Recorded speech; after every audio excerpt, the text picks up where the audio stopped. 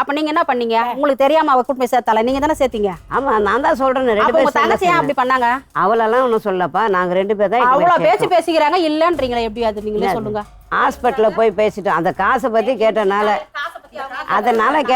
கொடுன்னு சொல்லி அவ கேட்டிருக்கா. நீங்க கேட்கலாம், அவங்க கேட்கலாம். அவங்க யார் வந்து நடுவுல கேட்கா? அம்மா அது சின்னது வந்து அந்த பையன் அவ பேச்ச கேட்பான் தான், இல்லைன்னு சொல்ல. ஆனா இல்லாம வாழ்ந்த குழந்தைங்க நாங்க கேட்டாக்கா, சின்ன வயசுல இருந்து அதோட வந்ததுனால தான் கொஞ்சம் பயம் அது மேல இருக்கு, வேற ஒண்ணும் இல்ல. பயம்னா மருமகளை வந்து மிரட்டுவாங்களா?